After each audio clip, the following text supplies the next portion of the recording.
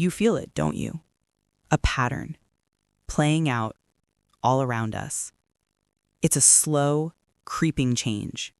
Most people sense it, but they can't quite name it. It started quietly. First, they came for your opinions. Your comments were deleted. Your posts were flagged. Then, they came for your light bulbs. Your choice was replaced with their mandate. So what's next? The answer is more shocking than you think.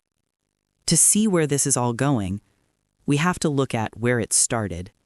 And it started online. The last decade was a giant experiment. We were told it was about safety, about protecting people. They gave us new words: misinformation, disinformation, hate speech. These words sound official, very serious, but in reality, they can mean whatever the people in charge want them to mean. What started as a way to stop threats slowly turned into a way to stop debate. If you questioned the official story, you were spreading misinformation. If you held an unpopular opinion, you were guilty of hate speech. The rules were always changing. It was the classic boiling frog scenario. We were being trained, slowly, to accept that someone else should decide what we can see and say. The precedent was set. If an idea could be too dangerous for you, then why not a physical object? And once they controlled our words, they started moving into the real world, banning physical things. They did it using the same excuses: safety, public health, and the big one, saving the planet. Let's go back to the light bulb. The old-fashioned bulb was phased out for energy efficiency. We were told it was for the greater good. But the most important part wasn't the technology. It was that your choice was removed. The decision was made for you. That was the blueprint. And it opened the floodgates. Remember the plastic straw? Suddenly, it was public enemy number one. Banning them was an easy, visible victory for regulators. It didn't matter that it barely made a dent in ocean plastic. It established the principle. Even the most common, everyday items can be forbidden. Now, look at your kitchen. The gas stove, the heart of the home for generations. Suddenly, it's a public health hazard, an indoor polluter. They're already banning them in new homes. The message is simple. Your appliance is a threat, and we have the solution for you, whether you want it or not. The scale just keeps growing. They are putting an expiration date on the normal car. The internal combustion engine, the very symbol of freedom and autonomy, is being legislated out of existence. Do you see the pattern?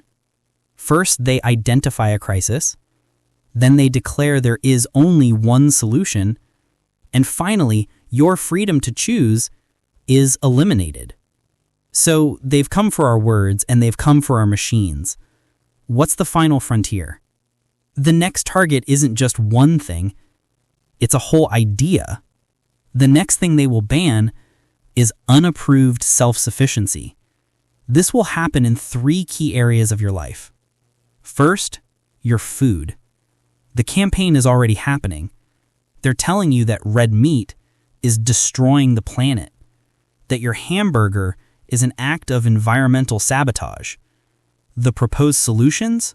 Lab-grown meat, engineered protein, bugs.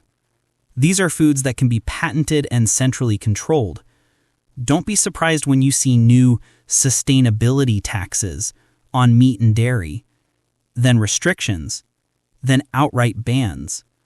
They're trying to break your connection to traditional food and make you dependent on their new corporate-controlled system. Next, your money. Think about physical cash, a dollar bill. It's anonymous. It's private. And for that reason, it's in the crosshairs. The goal is to replace it with a central bank digital currency, a CBDC. This is not like Bitcoin. It's the exact opposite. It's government-controlled, programmable money. Imagine this. Your money could have an expiration date to force you to spend it. Imagine trying to buy gasoline and your payment is declined because you've exceeded your carbon limit for the month.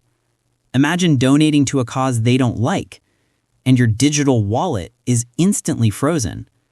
Banning cash isn't about convenience. It's about total control. And finally, your home, your own property.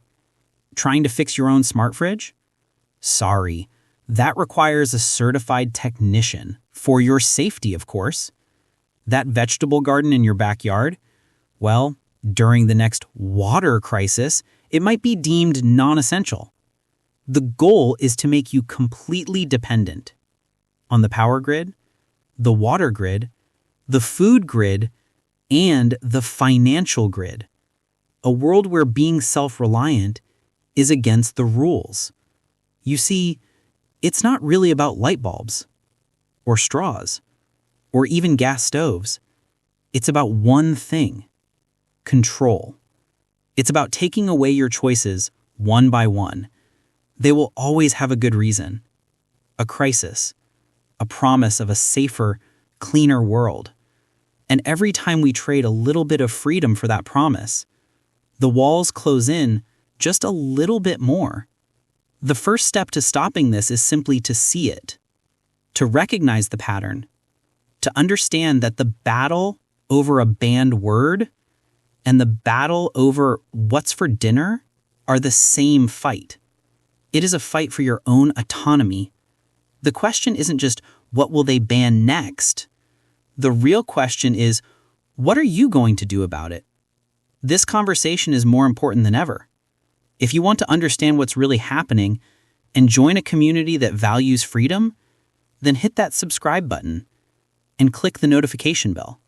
We read all the comments. Let us know below. What do you think they'll try to ban next? Thanks for watching.